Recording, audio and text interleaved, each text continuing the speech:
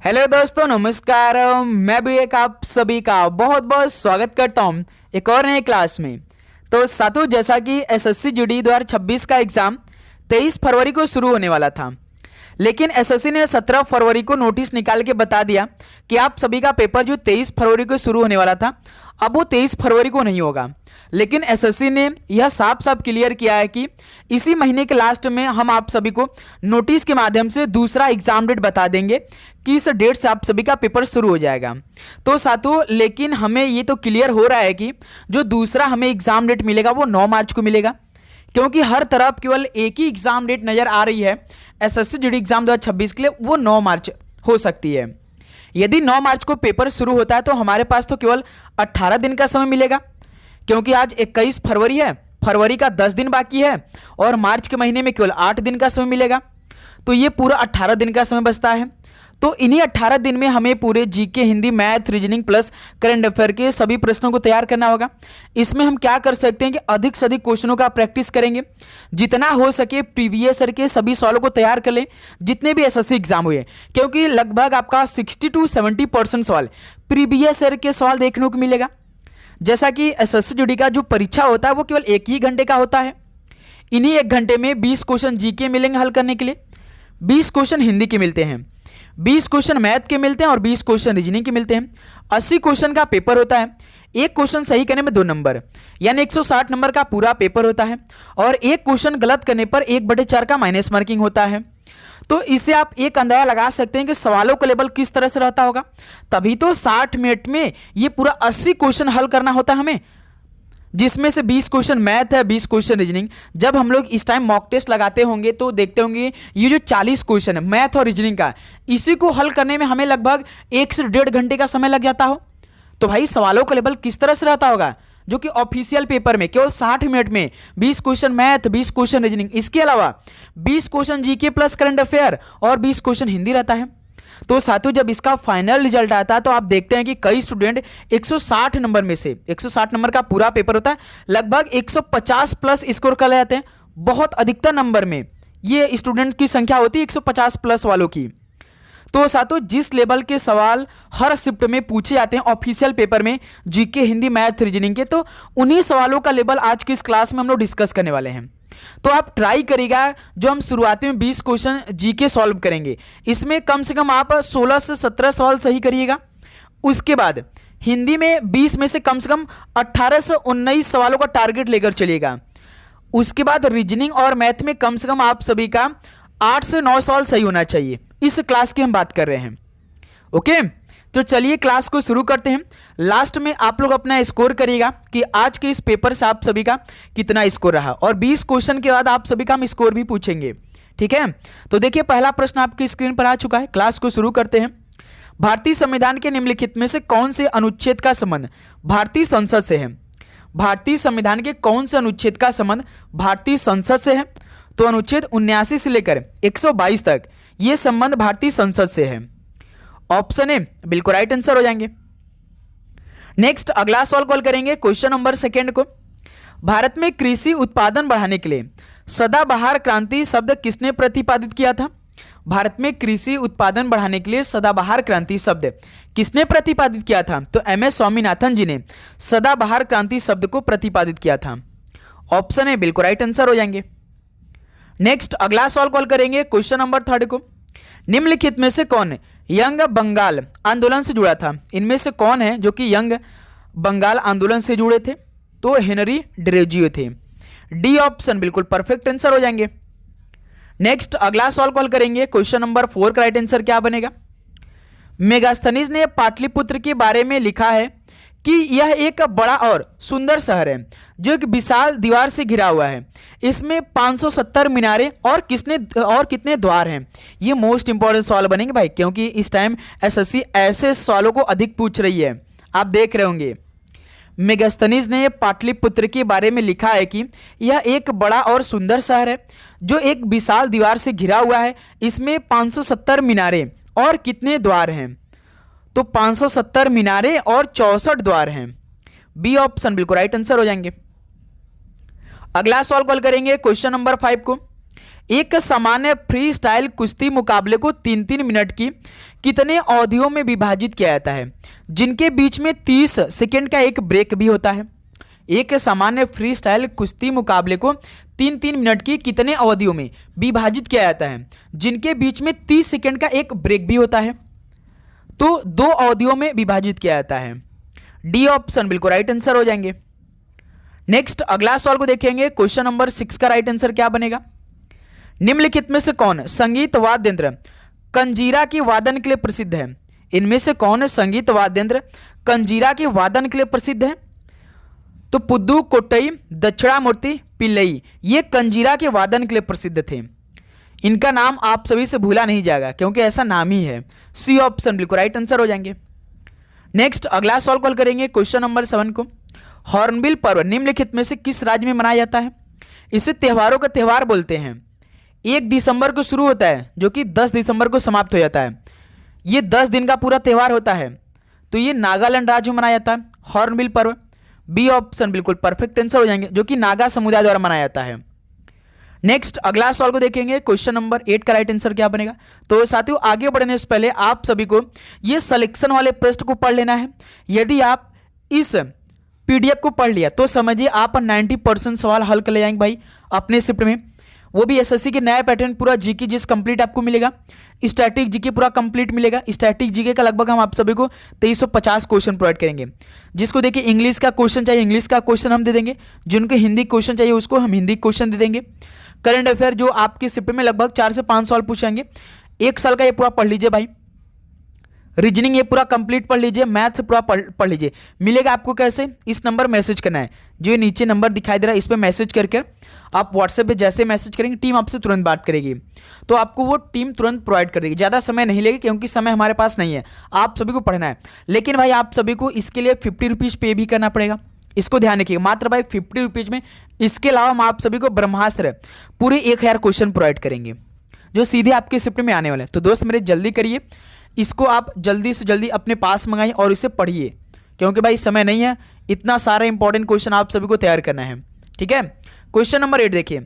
संरचनात्मक समायोजन नीतियों की शुरुआत के बाद 8वीं पंचवर्षीय योजना अंततः किस वर्ष में शुरू की गई थी? संरचनात्मक समायोजन नीतियों की शुरुआत के बाद 8वीं पंचवर्षीय योजना अंततः किस वर्ष में शुरू की गई थी? तो वर्ष 1992 में शुरू की गई थी। बी ऑप्शन बिल्कुल राइट आंसर हो जाएंगे। नेक्स्ट अगला सवाल को देखेंगे क्वेश्चन नंबर 9 को। मध्य प्रदेश में ढोल की थाप पर विभिन्न अवसरों पर महिलाओं द्वारा निम्नलिखित में से कौन सा नृत्य किया जाता है? मध्य प्रदेश में ढोल की थाप पर विभिन्न अवसरों पर महिलाओं द्वारा कौन सा नृत्य किया जाता है? तो मटकी नृत्य किया जाता है। बी ऑप्शन बिल्कुल परफेक्ट आंसर हो जाएंगे। नेक्स्ट अगला सवाल को देखेंगे क्वेश्चन नंबर 10 को। 2011 की जनगणना के अनुसार निम्नलिखित में से किस राज्य का लिंगानुपात सबसे कम है? 2011 की जनगणना के अनुसार किस राज्य का लिंगानुपात सबसे कम पर है? तो राजस्थान राज्य का। सी ऑप्शन बिल्कुल राइट आंसर हो जाएंगे। ओके, नेक्स्ट अगला सवाल को देखेंगे क्वेश्चन नंबर 11 का राइट आंसर क्या बनेगा? गरीबी रेखा से नीचे की जनसंख्या का अनुपात को गरीबी अनुपात या और क्या कहा जाता है? गरीबी रेखा से नीचे की जनसंख्या के अनुपात को गरीबी अनुपात या और क्या कहा जाता है? तो व्यक्ति गणना अनुपात कहा जाता है। बी ऑप्शन बिल्कुल राइट आंसर हो जाएंगे। नेक्स्ट अगला सवाल को देखेंगे क्वेश्चन नंबर 12 को। गुरु पर्व निम्नलिखित में से किस समुदाय द्वारा मनाया जाता है? गुरु पर्व को किस समुदाय द्वारा मनाया जाता है? तो सिख समुदाय द्वारा मनाया जाता है गुरु पर्व को। ऑप्शन है बिल्कुल राइट आंसर हो जाएंगे। नेक्स्ट अगला सवाल को देखिए क्वेश्चन नंबर 13 को। साइमन कमीशन किस वर्ष में भारत आया था? तो साथियों साइमन कमीशन किस वर्ष में भारत आया था? वर्ष 1928 में भारत आया था साइमन कमीशन। डी ऑप्शन बिल्कुल परफेक्ट आंसर हो जाएंगे। नेक्स्ट अगला सवाल को देखिए क्वेश्चन नंबर 14 को। कथक नृत्य को किसके संयोजन के रूप में जाना जाता है? बताइए, कथक नृत्य को किसके संयोजन के रूप में जाना जाता है? तो संगीत, नृत्य और कथा के संयोजन के रूप में जाना जाता है कथक को। कथक का संबंध किस राज्य से है? तो उत्तर प्रदेश से संबंधित है। सी ऑप्शन बिल्कुल राइट आंसर हो जाएंगे। मोहिनीअट्टम और एक आपका जो कथकली ये केरल से संबंधित है, याद रखिएगा आप लोग। ठीक है, नेक्स्ट अगला सवाल को देखिए क्वेश्चन नंबर 15 को।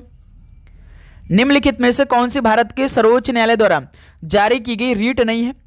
कौन सी भारत के सर्वोच्च न्यायालय द्वारा जारी की गई इनमें से रीट नहीं है? जैसे बंदी प्रत्यक्षीकरण है, प्रतिषेध है, अधिकार परीक्षा, लेकिन जो जस सोली है ये भारत के सर्वोच्च न्यायालय द्वारा जारी की गई रिट नहीं है।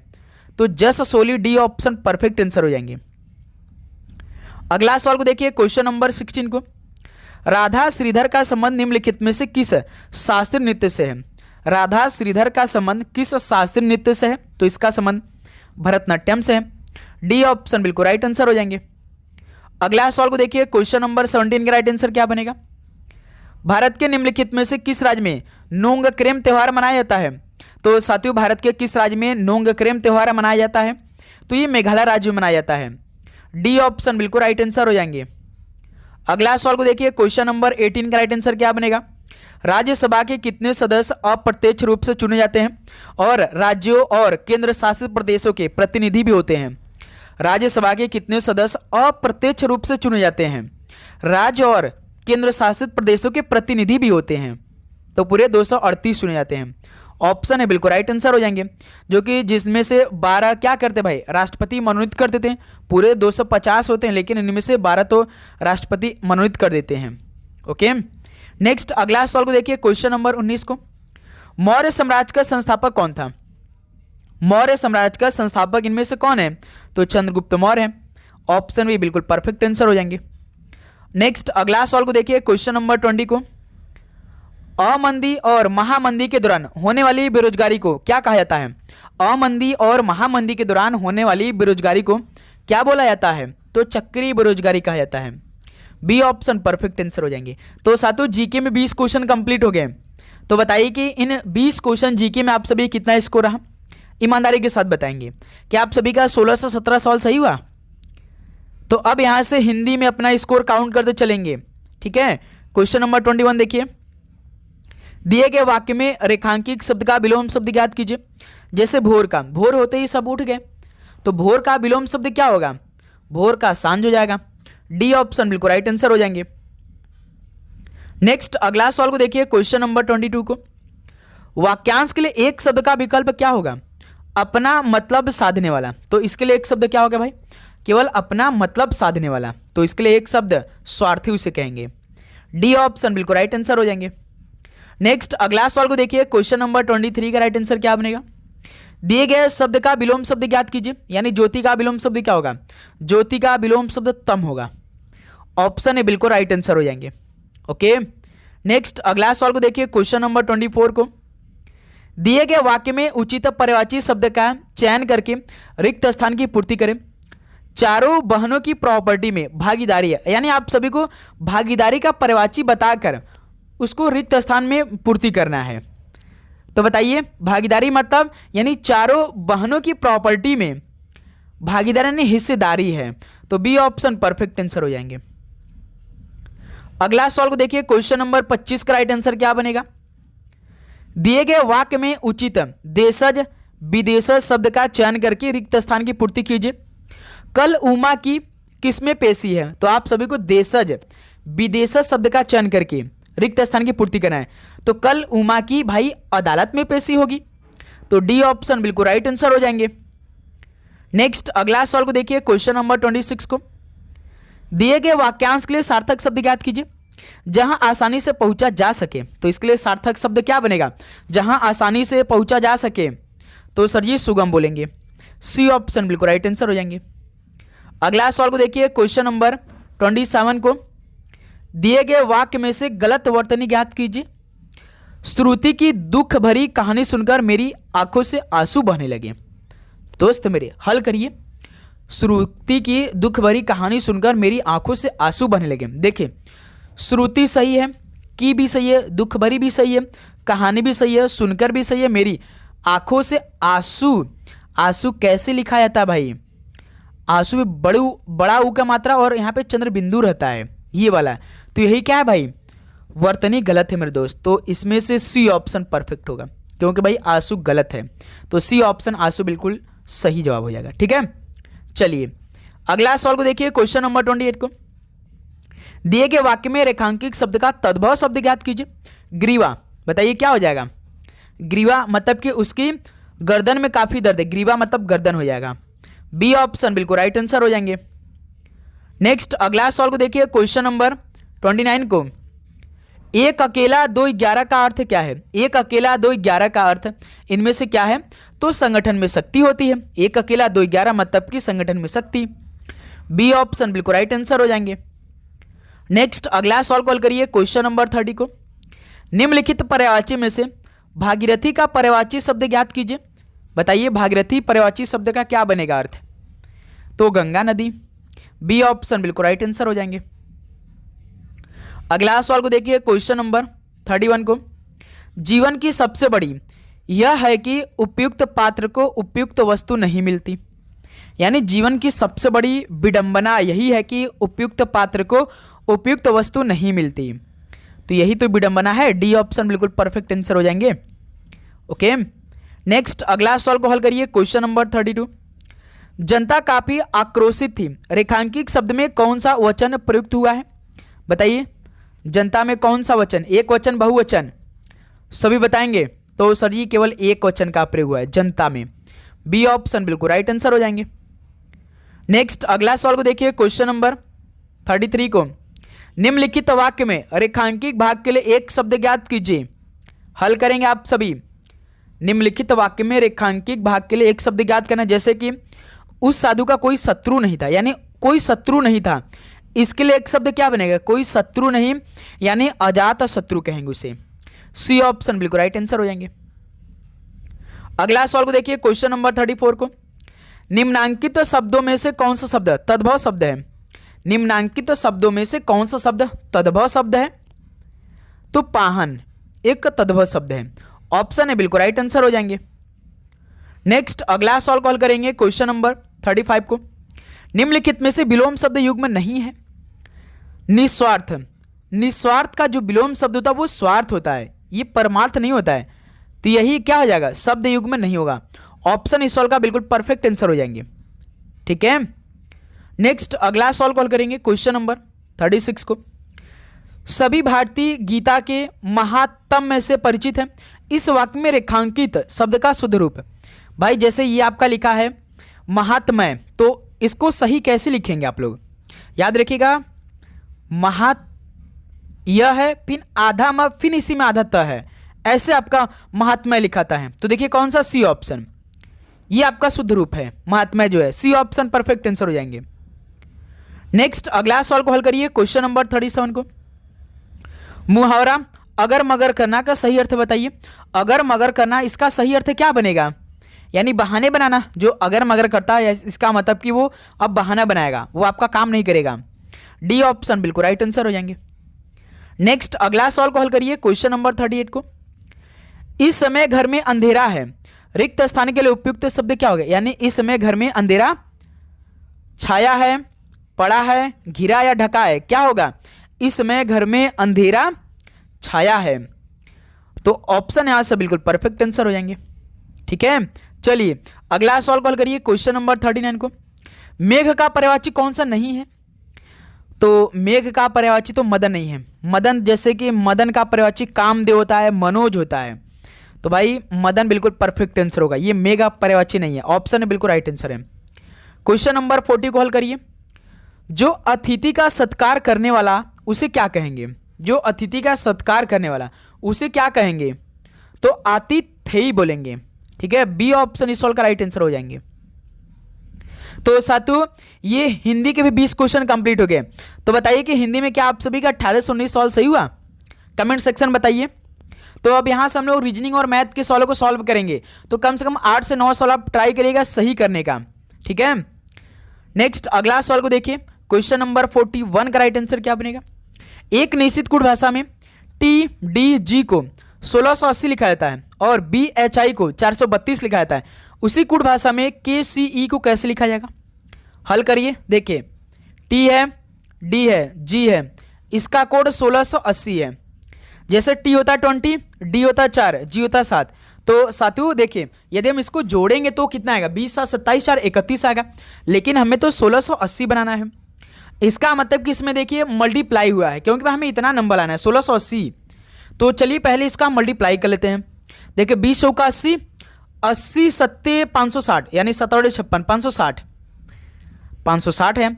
लेकिन भाई 560 से हमें 1680, एक नज़र आप दौड़ाइए कि 560 के तिगुना नज़र आ रहा है। तो दोस्त मेरे ऐसा काम करते हैं ना कि ये जो TDG है यानी 3 अक्षर है, तो इसमें हम एक बार 3 का मल्टीप्लाई करके चेक करते हैं, यानी 3 अक्षर इसको काउंट करके मल्टीप्लाई करते हैं। तो 0, 3 छक्का 18 के 1, 3 5 15 1 16, 1680 आ गया। यानी दोस्त मेरे इसमें क्या किया है, हर एक अक्षर का कोड किया है, हर एक अक्षर का कोड किया और तीनों को मल्टीप्लाई किया है। जितना आया इसमें टोटल जितने अक्षर है ना उसको भी काउंट करके उसमें मल्टीप्लाई कर दिया टोटल वाले में। ऐसे इसमें लॉजिक लगाया है। तो BHI का भी चेक कर लेते हैं, क्या यही सेम प्रोसेस है? जैसे BHI इसका कोड देखिए 432 है, B होता है 2, H होता है 8, I होता है 9। तो अब देखिए इसका मल्टीप्लाई करते हैं, 8 दूना 16, 16 9 144, 144। BHI में 3 अक्षर है तो इसमें भी 3 का मल्टीप्लाई करते हैं, 3 चौका 12 के 2 1, 3 चौका 12 के 13 3, 3 कम 3 4, 432। देखिए 432 आ गया। इसका मतलब कि इसमें हर एक अक्षर का कोड करना है, उसको मल्टीप्लाई करना है, जो टोटल आएगा उसमें जितना अक्षर है उसको भी काउंट करके उसमें टोटल वाले मल्टीप्लाई करा देना है।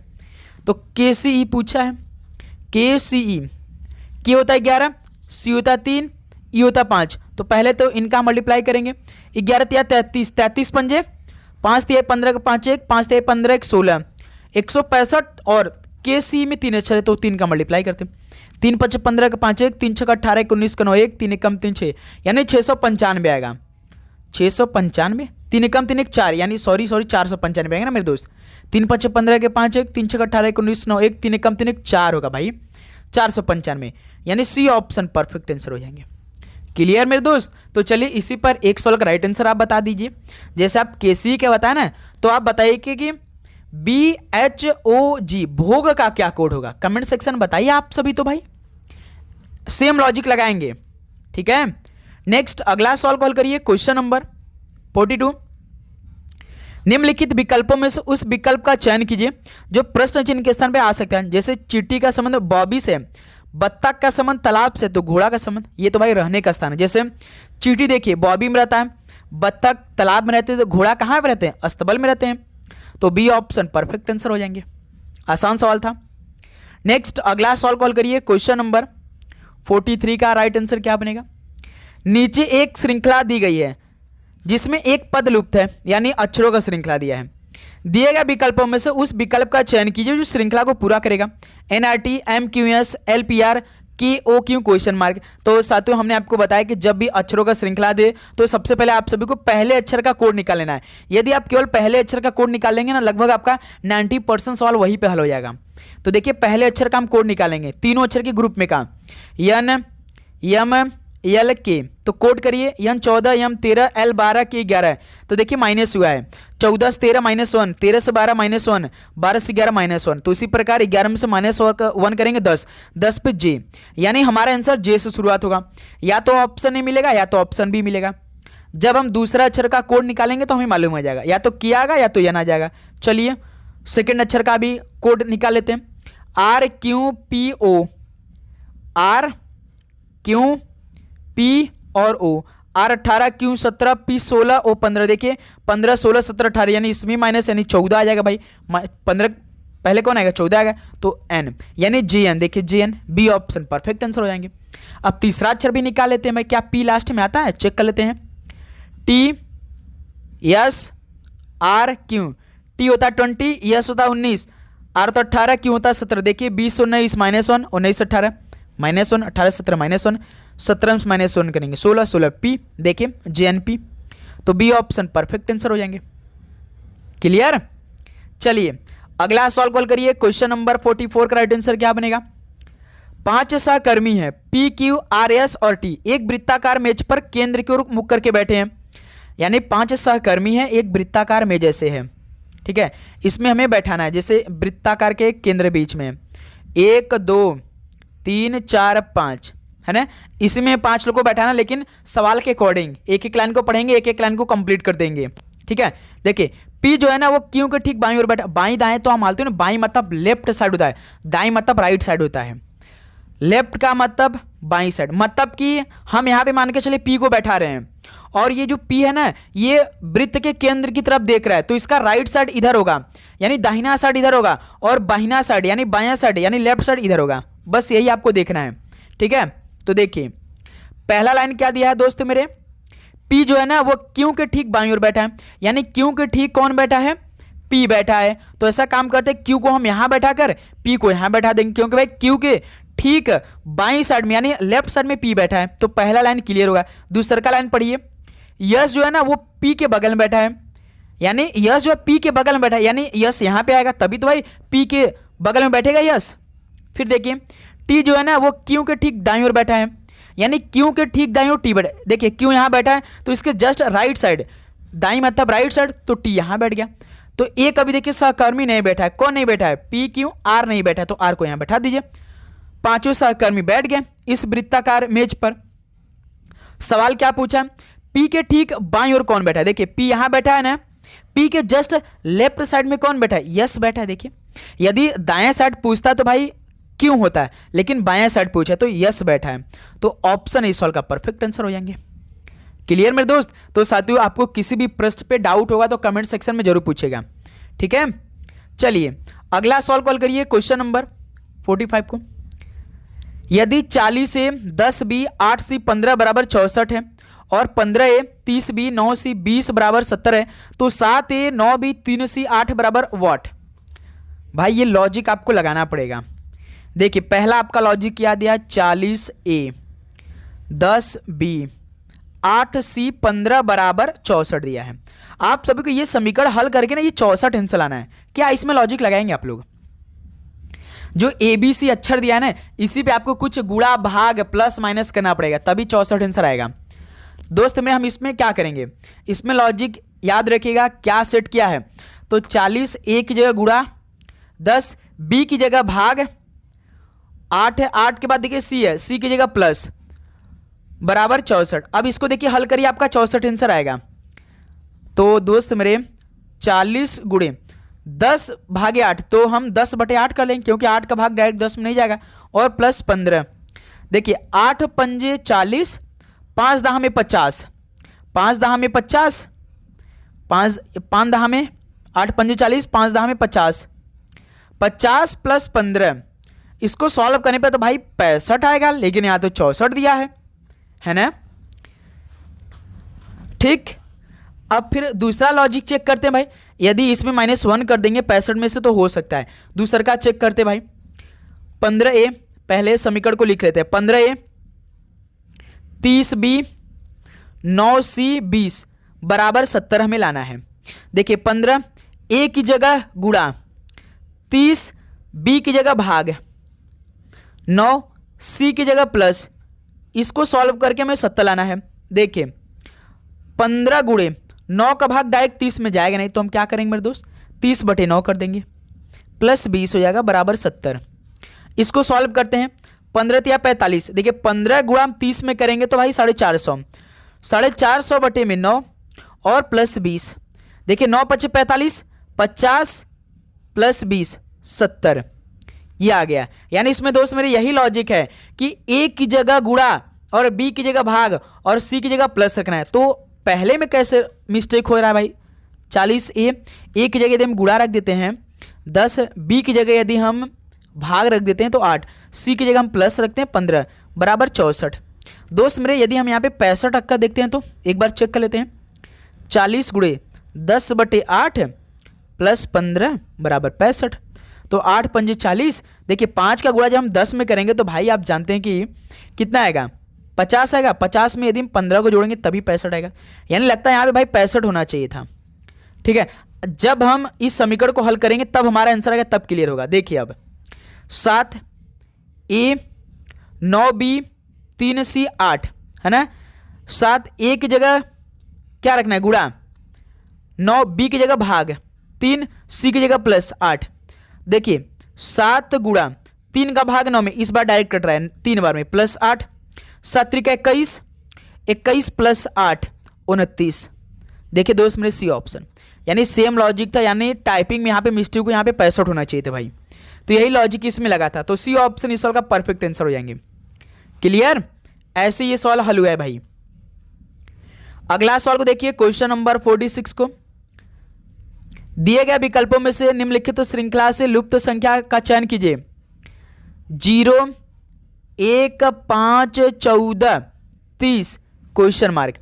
0 से 1 प्लस 1, 1 से 5 प्लस 4, 5 से 14 प्लस 9, 14 से 30 प्लस 16, 1 का स्क्वायर, 2 का स्क्वायर, 3 का स्क्वायर, 4 का स्क्वायर, तो इसी प्रकार 5 का स्क्वायर कर दीजिए। 5 का स्क्वायर 25, 30 और 25 को जोड़ेंगे तो 55 आ जाएगा, यानी लुप्त संख्या की जगह 55 आएगा, यानी ऑप्शन ए 55 बिल्कुल परफेक्ट आंसर हो जाएंगे।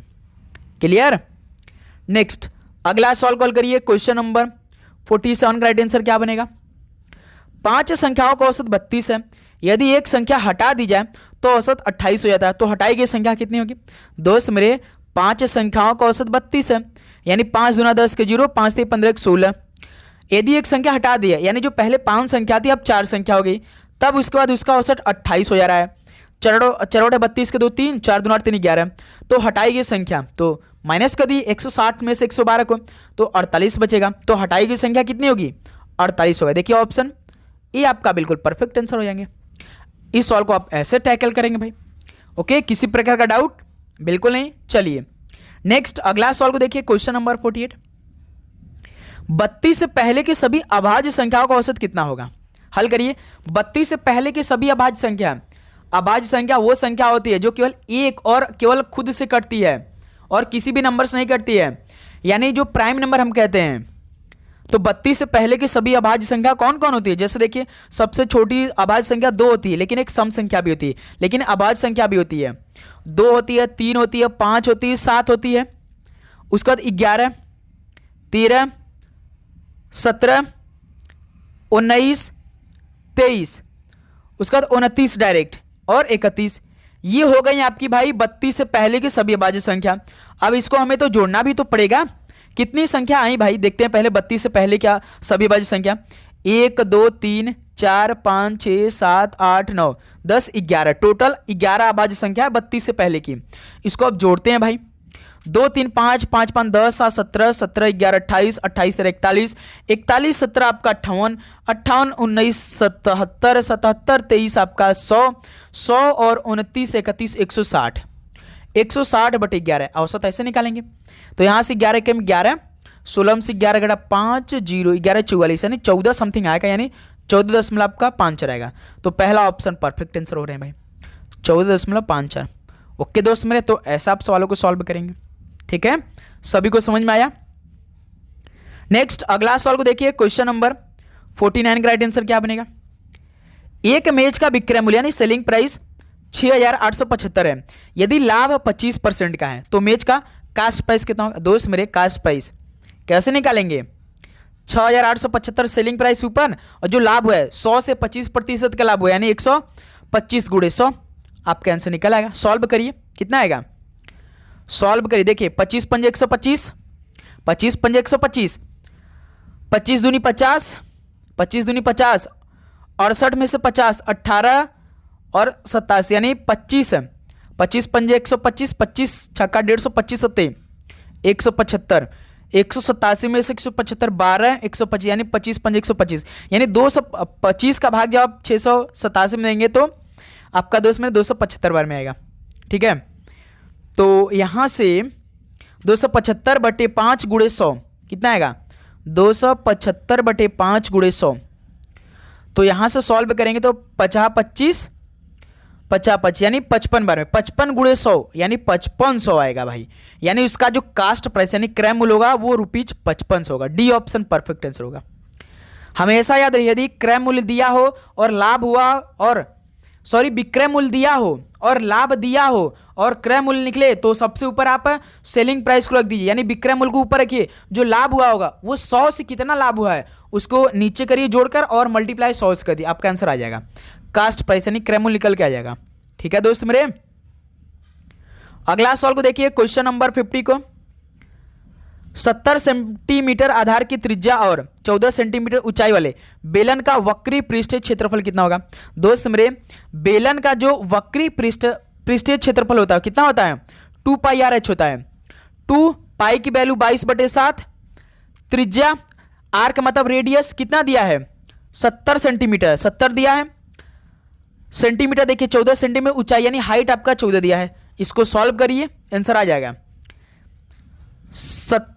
7 10 में 70, 10 बार में कटेगा, 14 में 140, 22 और 2 मल्टीप्लाई कितना होगा 44, 14 दहा में 140, 140। अब इसको सॉल्व करना है भाई, तो इसे सॉल्व करेंगे कितना आएगा, देखिए 14 चौका 56 का 6 5, 14 चौका 56 5 61, 1 जीरो यानी 160 सेंटीमीटर स्क्वायर आएगा, जो कि पहला ऑप्शन परफेक्ट आंसर हो जाएंगे भाई। क्लियर। देखिए जो बेलन का वक्री पृष्ठीय क्षेत्रफल होता है वो 2 पाई आर एच होता है। देखिए रेडियस आपका यानी त्रिज्या 70 सेंटीमीटर दे दिया है और हाइट भी देखिए 14 सेंटीमीटर दिया है, तो बस आप इसमें रखकर सॉल्व कर दिए, आपका आंसर आ गया। क्लियर भाई। नेक्स्ट अगला सॉल्व को देखिए, क्वेश्चन नंबर 51 को 0.1 स्क्वायर प्लस 0.01 का होल स्क्वायर का मान कितना होगा। जो भाई सॉल्व को हल कर दिया समझ जाएंगे भाई, उसका मैथ में जो एसएससी जीडी के पेपर में 20 क्वेश्चन आएंगे, पूरा 20 में से 20 सही करेगा। तो यदि हम आप सभी कहें कि 0.1 इंटू 0.1 करेंगे तो आपका आंसर कितना है, आप कहेंगे से 0.01 आ जाएगा, है ना, प्लस। और हम आप सभी से कहें कि 0.01 मल्टीप्लाई 0.01 करेंगे तो आपका आंसर कितना आएगा। जैसे इसमें देखिए 1 जीरो है तो कितना आएगा, 3 जीरो बढ़ जाएगा, यानी 0.0001 आएगा। ठीक है, अब इसको आप जोड़ेंगे कितना आएगा भाई, इसको जोड़ेंगे तो देखिए 0 से पॉइंट सामने के 0 आएगा प्लस। अब कितना आएगा, देखिए ये 0 है, ये दोनों इसके सामने आ जाएंगे भाई, यानी 0 और ये 1 है, 1 फिर ये बीच में 0, इतना आएगा, यानी 0.0101। देखिए ऑप्शन दिया है कि नहीं भाई, 0.0101 यानी पहला ऑप्शन परफेक्ट आंसर हो जाएंगे। ठीक है मेरे दोस्त, देखिए इसका इतना आएगा, इसका इतना आएगा। क्लियर। नेक्स्ट अगला सॉल्व कॉल करिए, क्वेश्चन नंबर 52 को। यदि x का 45% y के 45% के बराबर है तो x अनुपात y का मान कितना होगा। x का मतलब गुणा होता है, x गुणा 45% जो बराबर है वो y के 15% के बराबर है। जब बराबर है तो परसेंटेज कैंसिल, 15 कम 15 15 थे 45, यानी यहां से 3x इधर y पूछा किसका, x और y का मान, तो यहां से x और y का मान बराबर कितना हो जाएगा 1:3, यानी x की वैल्यू 1 y की वैल्यू 3, यानी 1:3 आएगा। कई लोग जल्दी के मारे में 3:1 लगाकर चल दिए होंगे आगे, नहीं भाई 1:3 होगा, ध्यान रखिएगा, बी ऑप्शन परफेक्ट आंसर हो जाएंगे। क्लियर। चलिए नेक्स्ट अगला सॉल्व कॉल करिए, क्वेश्चन नंबर 53 को। दो संख्याओं का गुणनफल 720 है और उनका महत्तम समापवर्त यानी HCF 4 दिया है, इन संख्याओं का लघुत्तम समापवर्त कितना होगा। तो भाई LCM गुणे HCF बराबर पहली संख्या इंटू दूसरी संख्या। सवाल में दो संख्याओं गुणनफल यानी यही दो संख्या, इनका मान दिया है 720 और उनका महत्तम यानी HCF 4 दिया है। LCM हमसे पूछा है तो LCM का वैल्यू यहां से हम 4 का भाग 720 में करा देंगे, आंसर आ जाएगा 4 1 कम 4 4 8 32 यानी 180 आएगा भाई। तो लघुत्तम समापवर्त कितना होगा 180 होगा, जो कि सी ऑप्शन परफेक्ट आंसर हो जाएंगे। क्लियर। चलिए अगला सॉल्व कॉल करिए भाई, क्वेश्चन नंबर 54 को। एक निश्चित गुण भाषा में एलिस को REHLKA लिखा जाता है, उसी गुण भाषा में बैलेट को कैसे लिखा जाएगा। सॉल्व करिए मेरे दोस्त, ये सॉल्व मोस्ट इंपॉर्टेंट सॉल्व आपके लिए होने वाला है। जैसे देखिए ALLIES, एलिस का कोड REHLKA। दोस्त मेरे देखिए जैसे ए होता है 1, L होता 12, L होता 12, I होता 9, E होता 5, S होता 19, R होता 18, E होता 5, H होता 8, L होता 12, K होता 11, E होता 1। दोस्त मेरे देखिए यहां से 1 से 1 गया यानी इसमें +0 किया, फिर देखिए L से यहां पे K कर दिया यानी L 12 K 11 यानी इसमें -1 किया। ठीक है, इसमें पहले तो भाई देखिए इसको हमने कोड कर दिया, अब A से A किया यहां पर यानी इसमें तो देखिए +0 किया, फिर देखिए जो L है ना L से K किया है, L 12 होता है तो इसमें मेरे दोस्त -1 किया है, जैसे 12 में से 1 घटाएंगे तो तभी 11 होगा। फिर देखिए L से L फिर L से L, इसमें फिर से देखिए +0 किया। अब देखिए यहाँ पे +9 है, I 9 होता है, 9 से 8, तो इसमें भाई -1 कर दिया, तभी तो देखिए 8 बना। फिर देखिए E5, फिर यहाँ पे E5, तो इसमें फिर से देखिए +0 किया, तो देखिए यहाँ पे बन गया E से E यहाँ बन गया। फिर देखिए यस होता 19, 19 में से एक घटा देंगे तो R यहाँ पर 18 बन जाएगा। यानी इसमें लॉजिक जानते क्या लगा है, स्टार्टिंग शुरू किया लेकिन कोड उसका पीछे से +0 -1 +0 -1 का कोड किया है ना मेरे दोस्त। तो फिर से एक बार समझिए, जैसे देखिए समझिए आप अच्छे से, जैसे हमने हर एक अक्षर का कोड किया है, तो देखिए ए से यहाँ पे ए बनाया, तो ए से यानी इसमें +0 किया है भाई। यदि आप एक में +0 करेंगे तभी तो एक आएगा। फिर देखिए ये जो यल है, यल को यहाँ पे कोड किया है, तो इसमें मेरे दोस्त -1 कर दिया है। आप 12 एल होता है तो इसमें से -1 करेंगे तभी तो 11 आएगा। देखिए यहाँ पे कि 11 है। फिर देखिए यल से यल यहाँ किया है, तो इसमें देखिए फिर से +0 किया है भाई। जब आप +12 में +0 करेंगे तभी तो आपका केवल 12 आएगा। फिर देखिए ये जो I 9 है, तो यहाँ पे H 8 किया है, तो भाई 9 में से जब -1 करेंगे तभी तो आपका 8 बनेगा। फिर देखिए यहाँ पे 5 है, तो यहाँ पे कोड किया है, देखिए 5 का 5 है, इसमें +0 किया है। फिर यस देखिए 19 में से घटाएंगे तो 18 है, और लास्ट में देखिए यहाँ पे R कोड किया है।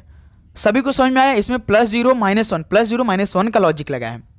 दोस्त मेरे आप सभी को इसका आंसर बताना है, BALLET। हमें तो भाई हम तुरंत बता सकेंगे, जैसे बी देखिए यहाँ पे कोड किया है, ए में से इसमें देखिए पहले +0, फिर यहाँ पे इसको 27 मान ले, 27 में से घटाएंगे 26 यानी जेड आ जाएगा। एल देखिए 12, एल 12 होता है, तो इसमें से आपका क्या करेंगे, फिर वही सेम लिख देंगे LZB। देखिए किस में है, लास्ट के 3 अक्षर, एक इसमें एक इसमें है। अब देखिए ये T20 होता है, तो इसमें -1 कर देंगे तो 19 पे यस यहाँ हो जाएगा। फिर ये देखिए ये +E, फिर यहाँ पे ये आ जाएगा, फिर ये यहाँ से क्या हो जाएगा, यानी SCEKLZB हो जाएगा, जो कि पहला ऑप्शन परफेक्ट आंसर हो जाएगा। ओके दोस्त मेरे लॉजिक इसमें याद रखिएगा, थोड़ा सा क्रिटिकल लगा था, +0 -1 का, वो भी ऐसे करके, ऐसे करके। ठीक है मेरे दोस्त, तो इस सवाल का पहला ऑप्शन आपका परफेक्ट आंसर होगा। नेक्स्ट अगला सवाल को हल करिए, और लास्ट क्वेश्चन आज की इस क्लास का आपकी स्क्रीन पर आ चुका है। देखिए दिए गए विकल्पों में से किन दो संख्याओं को आपस में बदलने पर निम्नलिखित समीकरण सही हो जाएगा। यानी ये समीकरण दिया है, हमें ये 6 आंसर लाना है, वो भी ऑप्शन का मदद लेकर भाई, ऑप्शन का मदद लेकर। तो चलिए तुरंत पहले समीकरण को हम बनाएंगे पहले ऑप्शन की मदद से। जहां पे 8 होगा वहां पे 7 रख देंगे, जहां पे 7 होगा वहां पे 8 रख देंगे। देखिए पहले 8 ही दिया तो पहले 7 रख देंगे, +7 है तो फिर 8 देंगे, बदल दिए भाई, और गुणा 5 भाग 14। दोस्त मेरे देखिए 14 का भाग देखिए 5 में जाएगा नहीं, यदि हम 5/14 करेंगे, बगल में 8 है तो डायरेक्ट काटेगा नहीं, तो ये पहला ऑप्शन तो हमारा कतई नहीं मैच करेगा भाई। अब ऑप्शन बी को चेक करेंगे, 3 और 5 को बदलेंगे, 8 + 7 गुणा 5 है तो 3 रख देंगे, भाग 14 है। अब देखिए दोस्त मेरे ये हो सकता है क्योंकि 7 दूना 14 कर सकता है, एक बार इसको हल कर लेते हैं। -3 है तो 5 कर देंगे, ठीक है, तो 8 + 7 गुणा 3/14, क्योंकि भाई 14 का भाग डायरेक्ट 3 में जाएगा नहीं, -5, 7 एकम 7 दूना 14। लेकिन भाई मेरे दोस्त इसको सॉल्व करेंगे तो आंसर 6 नहीं आएगा, क्योंकि भाई देखिए 3/2 -1, जब इसको सॉल्व करेंगे तो माइनस में आंसर आएगा। ये भी ऑप्शन ए भी नहीं होगा, ऑप्शन बी भी नहीं होगा। अब ऑप्शन सी को बदलते हैं, 14 और 6 को बदलते हैं, 8 + 7 गुणा 5 भाग 14 है तो 6, -3 बराबर, इस बार देखिए 6 है तो 14 हम कर देते हैं भाई, है ना। तो 8 + 7 गुणे 5/6 -3 बराबर 14। तो यहाँ से 8 + 7 = 35/6। जब इसको सॉल्व करेंगे तो भाई यही तो 6 आएगा, 1 6 48 आ जाएगा, फिर 35 कितना होगा, 73 समथिंग, 73 में से 3 70 के बराबर आएगा। तो ये भी ऑप्शन होगा, यानी अब हमारा आखिरी उम्मीद है डी ऑप्शन से, 8 और 5 बदलने से। देखिए 5 + 7 गुणा, अब ये 5 है तो यहाँ पे 8 रख देंगे, भाग 14 -3 बराबर 6।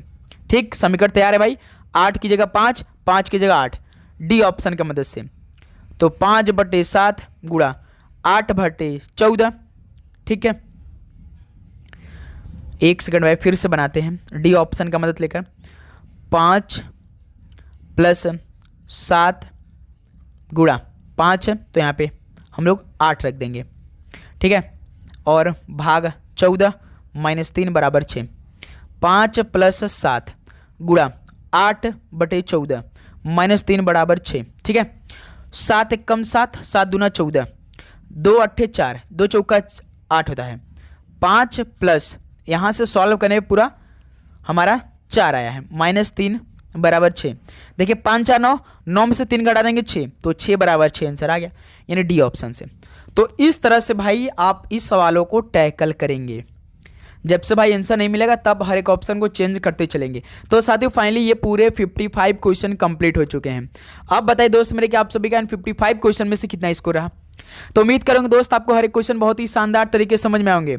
यदि आपको किसी भी प्रश्न पे डाउट है तो भाई कमेंट सेक्शन में जरूर बताइएगा। लगातार इस तरह की क्लास आप सभी के बीच में आएगी और आपको डेली क्लास करनी है। ठीक है दोस्त मेरे, तो चलिए इस क्लास को यहीं पर समाप्त करते हैं। मिलते हैं एक और नए क्लास में दमदार सेशन के साथ। ठीक है, तो आप चैनल को सब्सक्राइब जरूर करके नोटिफिकेशन को ऑन करिए। आप सभी को एग्जाम के लिए बेस्ट ऑफ लक। समय ज़्यादा नहीं है मेरे दोस्त, तो इस PDF को भी आप लेकर पढ़ाई स्टार्ट कर दीजिए। ठीक है, तो आप सभी को all the very best. God bless you. Mahadev का आशीर्वाद आप पे बना रहेगा कि आपके पेपर बहुत अच्छा जाएगा। तो सभी को जय हिंद, जय भारत। पढ़ाई करते रहिए। All the very best. धन्यवाद।